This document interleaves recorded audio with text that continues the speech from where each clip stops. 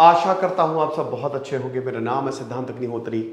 Study close पे आपका बहुत बहुत स्वागत है। दोस्तों, हम नैन्सी पेलोसी की तो बात कर ही रहे हैं, यूपीएससी पर्सपेक्टिव से हम बात करेंगे आज।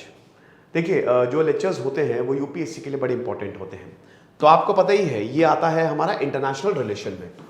अब देखिए, एज अ चैनल हम सबको, जैसे मैं अगर अपने बारे में बात करूं तो एज अ चैनल मुझे ये भी देखना है कि इक्विटी भी चैनल पे बनी रहे, मतलब यूपीएससी टॉपिक्स भी आए और जनरल टॉपिक्स भी हैं, ठीक है, जिससे ग्रोथ भी हो, ये देखना पड़ता है। तो ये इंटरनेशनल रिलेशंस में आता है। कुछ भी समझ लीजिएगा, अगर आपको लगता है कि इंपॉर्टेंट नहीं है, इंपॉर्टेंट है। जीएस पेपर 2 का एक बहुत इंपॉर्टेंट पार्ट है इंटरनेशनल रिलेशन। पीएसआईआर अगर आपका ऑप्शनल है तो बहुत इंपॉर्टेंट है। वैसे आपको बता दूं, मैंने पीएसआईआर का बहुत ही शानदार ऑप्शनल कोर्स लॉन्च किया, मजा आ जाएगी आपको। लाइव क्लासेस चल रही है, इसको बिल्कुल अवेल करें। तो आपको यूपीएससी के लिए क्या पढ़ना है, देखिए ये बहुत ही ट्रेंडिंग इशू है और इस पे सवाल पूछा जा सकता है, इंटरव्यू में भी इससे पूछा जा सकता है। क्योंकि देखिए, जो चीज बड़ी इंपॉर्टेंट है और जो दुनिया पे इंपैक्ट क्रिएट कर रही है, उस पे सवाल आना लाजमी है। अब क्योंकि हम यूपीएससी की बात कर रहे हैं तो हमने बहुत ही शानदार यूपीएससी का कोर्स निकाला है। लाइव क्लासेस चल रही हैं। आज से इकोनॉमी की live classes, answer writing classes शुरू होंगी। कब अवेल करोगे? पूरा सिलेबस कंप्लीट हो गया है यार, फटाक से अवेल करो। मेरी पर्सनल गाइडेंस है, यकीन मानो अगर मेहनत कर रहे हो तो यूपीएससी निकालोगे। तो देखो, ये तो नहीं है एक्चुअली, हां ये है स्ट्रक्चर। प्री में आपको पढ़ने की जरूरत नहीं है।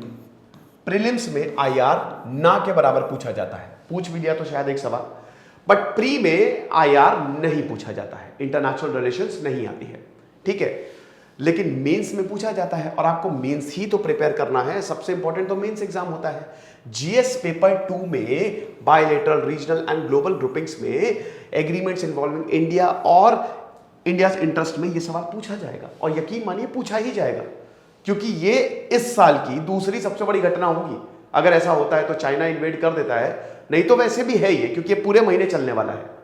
ओके, तो सबसे पहले आपको क्या समझना है, देखिए याद रखिए ये करंट टॉपिक है। अब मैं आपको यही बताता हूं कि यूपीएससी को अगर आपको प्रिपेयर करना है, उसका सिलेबस, तो सबसे पहले आपको स्टैटिक कवर करना होगा। देखिए यूपीएससी क्या है ना, दो में डिवाइडेड है। यूपीएससी का सिलेबस दो में है, एक है स्टैटिक, ओके, और दूसरा है डायनेमिक। अब डायनेमिक में आपके करंट अफेयर्स आ गए और स्टैटिक में जो सारी चीजें, हिस्ट्री हो गई, पॉलिटी हो गई, मतलब बैकग्राउंड आ गया एक तरीके से, राइट, बैकग्राउंड आ गया। तो अब अगर मान लीजिए कि चाइना और ताइवान से रिलेटेड कुछ भी पूछा जाए, तो सबसे पहले तो आपको बैकग्राउंड पता होना चाहिए। अब वो आपको वर्ल्ड हिस्ट्री से मालूम चलेगा, वो आपको एनसीईआरटी से मालूम चलेगा कि एक्चुअली में वन चाइना पॉलिसी क्या है। हमने भी लेक्चर्स बहुत सारे बनाए हैं, चाइना का इतिहास क्या है, क्यों आज वॉर के मुहाने पे खड़ी है। फिर उसके बाद आप इसको रिलेट करेंगे करंट अफेयर्स से। अब कोई भी सवाल पूछा जा सकता है कि इंपैक्ट क्या हुआ, क्रिटिकली एनालाइज करिए, ऐसे कुछ भी पूछा जा सकता है। लेकिन अगर आपको बैकग्राउंड पता है तो आप करंट को आसानी से आंसर कर सकते हैं। क्या दिक्कत हो गई जिसकी वजह से चाइना जो है वो इतना ज्यादा ताइवान पे गुस्सा आ गया? इंपैक्ट क्या होगा इस पे? आप नैन्सी पेलोसी ये बता सकते हैं कि क्यों चाइना नैन्सी पेलोसी से इतनी नफरत करता है। भाई 1989 में, ये आज का तो नहीं, 1989 में तियाननमेन स्क्वायर जो इंसिडेंट हुआ, नैन्सी पेलोसी अकेले चली गई और सारे के सारे जितने भी चाइना ने इनिशिएटिव्स लिए, नैन्सी पेलोसी के अगेंस्ट में खड़ी रहती है। बैकग्राउंड समझाने के बाद ताइवान कैसे बना ये पूछा जा सकता है, ताइवान की पॉलिटिक्स कैसी है ये पूछा जा सकता है, कैसे ताइवान की पॉलिटिक्स चाइना में डिफरेंट है, वन चाइना पॉलिसी तो इंपॉर्टेंट है, मैं ऐसे सवाल बताना चाहूंगा। लेकिन क्या प्रेजेंट डे में वन चाइना पॉसिबल है, बताइए, एनालाइज। तो इस तरीके के सवाल पूछे जा सकते हैं, लेकिन ये सवाल आप तभी आंसर कर पाएंगे जब आपको चाइना के बारे में पता होगा, चाइना के इतिहास के बारे में, वही हिस्ट्री के बारे में पता होगा, चाइना के सिविल वॉर के बारे में पता होगा, वन चाइना पॉलिसी के बारे में पता होगा। ये सब आपको लग रहा है बहुत ज्यादा, बट ज्यादा नहीं है। एक लेक्चर, 1 घंटे का काम, बस एक लेक्चर सुन लो या पढ़ लो, उससे ज्यादा का काम नहीं है, ठीक है। चाइना सिविल वॉर के बारे में पता होगा और उसके बाद फिर ताइवान के बारे में पता होगा, ताइवान की प्रेजेंट सिचुएशन के बारे में पता होगा, फिर आप ये सारे आंसर दे पाएंगे। तो ये सवाल जो है वो पूछे जा सकते हैं कि ताइवान का एटीट्यूड क्या था, क्या ताइवान ने वेलकम किया? यह पूछा जा सकता है कि भारत पे इंपैक्ट क्या पड़ेगा। फिर अगर यह पूछा जाएगा तो आपको इंडिया के कंटेक्स्ट में समझाना पड़ेगा। भारत भाई ताइवान को बहुत ज्यादा सपोर्ट करता है। साई इंगवेन जब राष्ट्रपति बनी तो भारत के रिप्रेजेंटेटिव थे शपथ ग्रहण में, वर्चुअल हुआ था बट थे। हालांकि ऑफिशियली कोई भी देश अभी ताइवान को रिकॉग्नाइज नहीं करता, इक्का दुक्का को छोड़ के। भले ही अमेरिका गया बट अमेरिका रिकॉग्नाइज नहीं करता क्योंकि वन चाइना पॉलिसी का पार्ट है। और चाइना को तो आपको पता ही कि बस ताइवान बोल दो तो चाइना उछलने लगता है।